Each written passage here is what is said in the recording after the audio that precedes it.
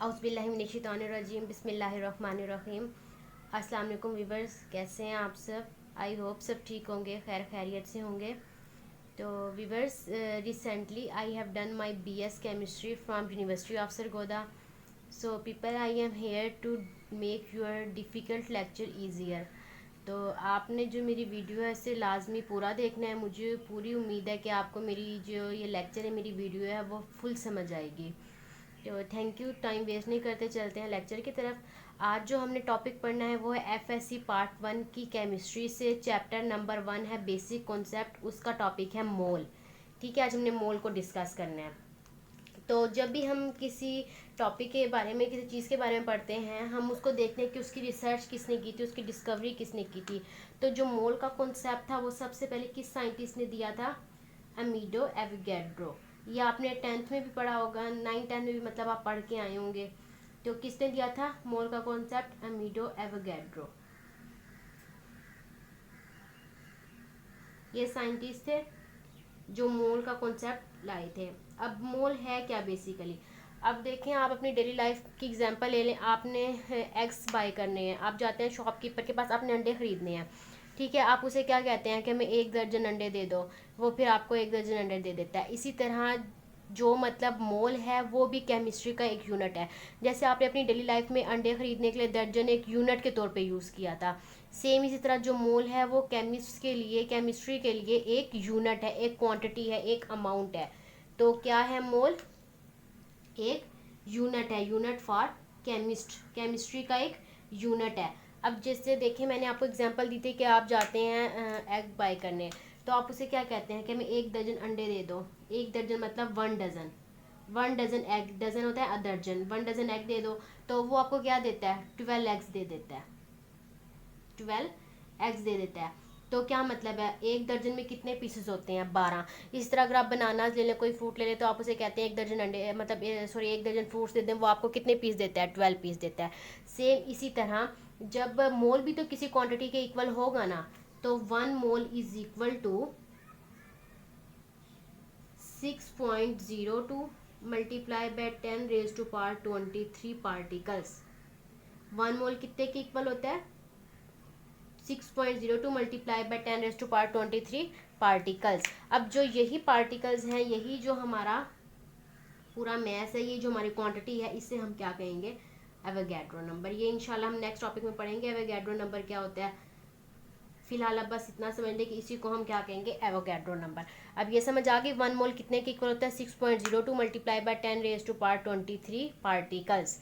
तो अब हम चलते हैं मोल की डेफिनेशन की तरफ। मोल की क्या डेफिनेशन होगी फिर? मोल क्या है ये तो एक समझ आ गया। मोल एक मेजरिंग यूनिट है, मतलब मैसिस को मैयर करने का एक यूनिट है फॉर केमिस्ट्री। मैसिस की मेजरमेंट का एक यूनिट है। मोल्स में हम किस चीज़ की मेजरमेंट करते हैं? मैसिस की। मैसिस मेजरमेंट।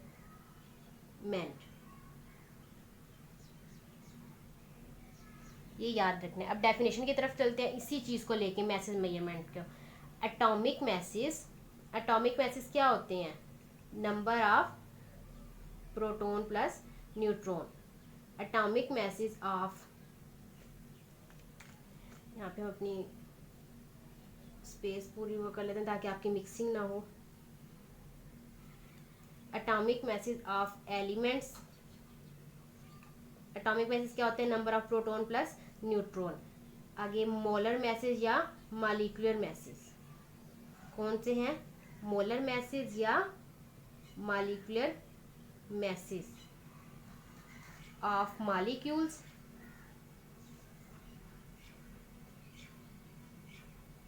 नेक्स्ट क्या है? फार्मूला मैसेज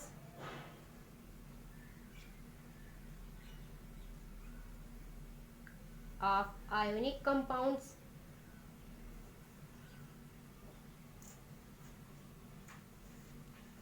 एंड लास्ट पे क्या है? आयनिक message of ions.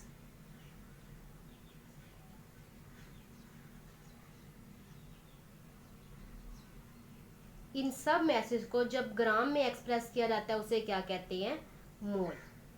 Expressed in grams is known as mole.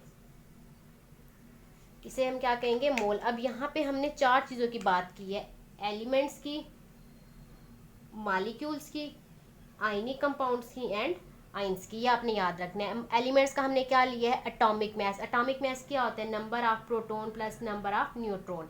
Molar या molecular masses of molecules. Molecules में क्या होता है, जितने भी एलिमेंट्स होते हैं उनके हम एटॉमिक मासेस को लेके आपस में सम कर देते हैं, वो क्या निकल जाता है, मॉलिक्यूलर मैसेज। प्लस कर देते हैं एटॉमिक मैसेज को। Formula message of ionic compounds. इसमें भी आयोनिक कंपाउंड्स में जितने आइंस होते हैं, जितने आगे उनके मतलब वही आइंस वगैरह होते हैं, उनको क्या कहते हैं हम, उनकी भी एटॉमिक मैसेज को हम प्लस कर देते हैं। इसी तरह आगे आयोनिक मैसेज में जितने भी आइंस होते हैं उनके एटॉमिक मैसेज को प्लस इंडिविजुअली प्लस करके हम हमारे पास क्या आ जाता है, उनका आयोनिक मैस। जब इन सब मैसेज को हम ग्राम्स में एक्सप्रेस करते हैं उसे क्या कहते हैं, मोल। उस यूनिट को क्या कहते हैं, मोल। समझ आ गई। Atomic masses of elements, molecular message of molecule, formula message of ionic compounds and ionic message of ions expressed in grams. जब इन सब चीज़ों को, इन सब मैसेज को हम ग्राम्स में एक्सप्रेस कर देते हैं उसे क्या कहते हैं, मोल। तो नेक्स्ट चलते हैं। अब जाहिर है मोल है, मेजरिंग यूनिट है, तो इसका कोई फार्मूला भी होगा।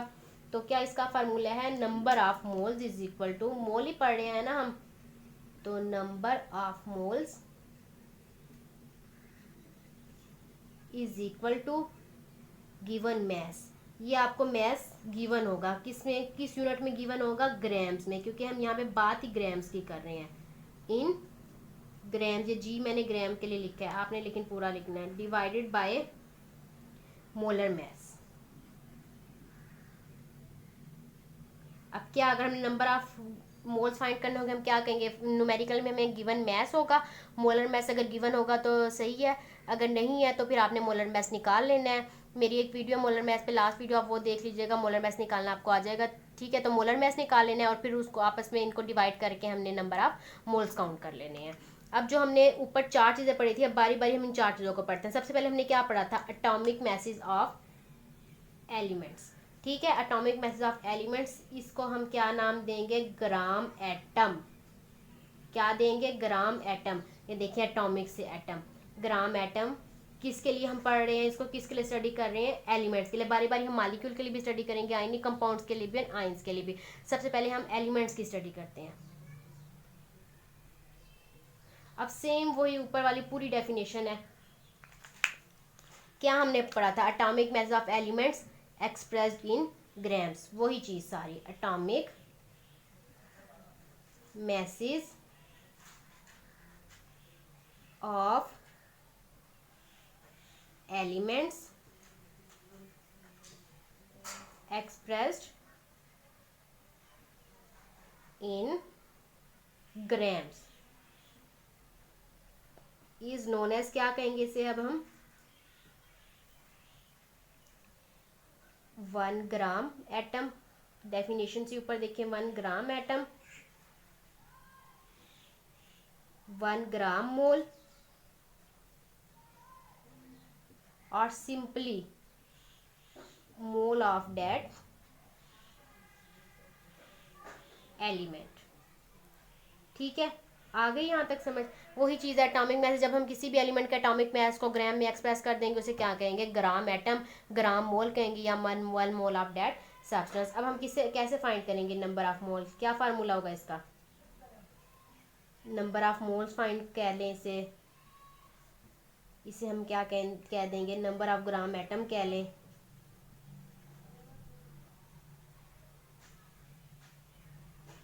या क्या कह लें, मोल ऑफ दैट एलिमेंट। तो क्या फार्मूला होगा, सेम ये ऊपर वाला, गिवन मैस, ये भी किस में होगा, ग्राम में, डिवाइडेड बाय यहाँ पे मोलर मैस। अब यहाँ पे आप बेशक मोलर मैस ही लिख ले, लेकिन हम जब हम एलिमेंट की बात करते हैं तो हमने इसमें एलिमेंट में क्या बात की थी, एटॉमिक मैसेज, तो यहाँ पे क्या आ जाएगा, एटॉमिक मैस। ठीक है, समझ आ गई है। तो ठीक है, आगे देखते हैं एग्जाम्पल इसकी। अब हमने किसी भी एलिमेंट को ले लेते हैं, 1 ग्राम एटम ऑफ हाइड्रोजन, सबसे सिंपलेस्ट एलिमेंट है, उसको ले लेते हैं। हाइड्रोजन का क्या होता है एटॉमिक मैस, 1.008 ग्राम्स। अब आपने एक चीज़ याद रखनी है, हम यहाँ पे 1 ग्राम एटम ऑफ हाइड्रोजन की बात करें, इसका ये मतलब नहीं है कि आपने सिर्फ एक एटम लेना है हाइड्रोजन का या 1 atom of hydrogen. No, 1 atom of hydrogen नहीं है ये। इसमें टोटल कितने पार्टिकल्स हैं? 6.02 मल्टीप्लाई बाय 10⁻23 एटम्स हैं, उनका ये मैस है 1.008। ये एक एटम का मैस नहीं है हाइड्रोजन के, ये 6.02 मल्टीप्लाई बाय 10⁻23 एटम्स का मैस है। ठीक है, यहाँ तक समझ आ गई आपको? अब नेक्स्ट हम पढ़ते हैं, हमने ग्राम एटम पढ़ लिया था फॉर एलिमेंट्स के लिए, अब हम ग्राम मॉलिक्यूल पढ़ेंगे फॉर मॉलिक्यूल्स के लिए। यहीं पे करेक्शन करते जाते हैं, आपको समझ भी आ जाएगी साथ। ठीक है, अब पहले हमने किसका पढ़ा था? Gram atom. अब हम किसका पढ़ेंगे? Gram molecule for molecules. अब जहाँ पे हमने एलिमेंट्स के एटॉमिक मैसेज लिए थे, तो यहाँ पे हमने एटॉमिक मैस की जगह पे लिख लेना है मोलर मैस या मॉलिक्यूलर मैस। मोलर या मॉलिक्यूलर मैस। अब हम एटॉमिक मैस के टाइम पे हम एलिमेंट की बात कर रहे थे, अब हमने मोलर मैस जब लेना है तो मॉलिक्यूल की बात करते हैं। Is expressed man expressed in grams is known as 1 gram molecule. ठीक है, 1 ग्राम मॉलिक्यूल, 1 ग्राम मोल और 1 मोल ऑफ दैट मॉलिक्यूल। ठीक है, यहाँ तक समझ आ गई है? पहले हमने नंबर ऑफ ग्राम एटम किया था, अब इसकी जगह जब हम ग्राम मॉलिक्यूल लेंगे तो नंबर ऑफ ग्राम मॉलिक्यूल और moles of that molecule. Same वही फार्मूला है, जब एलिमेंट लेंगे तो एलिमेंट, वरना यहाँ पे mass of molecule molar mass. और आगे फिर हम सिंपलेस्ट सा एक मॉलिक्यूल है वाटर, H2O। ठीक है, उसके 1 ग्राम मॉलिक्यूल ऑफ वाटर लेंगे, उसका हम मोलर मैस ले लेंगे। मोलर मैस हम कैसे निकालते हैं? देखें, हाइड्रोजन के 2 है ना, 2 एलिमेंट्स हैं हाइड्रोजन, सॉरी 2 एटम्स हैं, 2 एटम्स है तो 2। हाइड्रोजन का क्या होता है एटॉमिक मैस? 1। ऑक्सीजन का क्या होता है? 16। इन दोनों को आपस में प्लस करके क्या आ जाएगा? 18 ग्राम। अब ये देखिए 1 ग्राम मॉलिक्यूल, आपने ये नहीं समझना कि जो वाटर का सिर्फ 1 ग्राम है, मतलब वाटर का सिर्फ एक मॉलिक्यूल है, उसका ही मैस 18 ग्राम है। यहाँ पे टोटल कितने मॉलिक्यूल्स होंगे? 6.02 मल्टीप्लाई बाय 10⁻23 मॉलिक्यूल्स होंगे जिनका मैस होगा। ये बात समझ आ गई है? तो नेक्स्ट आगे कौन सा है? ग्राम मॉलिक्यूल के बाद ग्राम फार्मूला, यहीं पे हम चेंज कर लेते हैं। ग्राम फार्मूला, ग्राम फार्मूला यहाँ पे फॉर आयोनिक कंपाउंड्स। अब मोलर, यहाँ जहाँ पे मॉलिक्यूलर मैस लिया था, यहाँ पे हम क्या कौन सा मैस ले लेंगे? Formula mass. Formula mass of, यहाँ पे हमने मॉलिक्यूल लिया था, यहाँ पे हम क्या ले लेंगे? Of ionic compounds. सेम वही चीज़, बट जब आपने थोड़ी थोड़ी चेंजिंग करते जानी है। Of ionic compounds expressed in grams is known as 1 gram molecule की जगह पे क्या लिख देंगे? 1 ग्राम फार्मूला, 1 ग्राम फार्मूला। आगे क्या है? 1 ग्राम मोल और 1 मोल ऑफ डेट कंपाउंड या डेट सब्सटेंस। आयनिक कंपाउंड जैसे कंपाउंड लिख लें या सब्सटेंस। यहाँ तक समझ आ गई है? अब सेम इसी तरह फार्मूले में चेंजिंग कर लेंगे। तो कैसे चेंजिंग आएगी फार्मूले में? नंबर ऑफ, क्या करेंगे फिर? नंबर ऑफ ग्राम फार्मूला या moles of that ionic substance, या क्या लिखेंगे? मैस लिखेंगे। गिवन मैस होगा, मैस और आगे क्या होगा? Formula mass. अब हम एग्जांपल ले लेते हैं किसी आयनिक सब्सटेंस की। किसके लिए? 1 ग्राम फार्मूला ऑफ NaCl। सोडियम का मैस क्या होता है? 23 एटॉमिक मैस। क्लोरीन का क्या होता है? 35.5। टोटल मिलाकर 58.5। तो यहाँ पे 58.5 ग्राम फार्मूला मैस।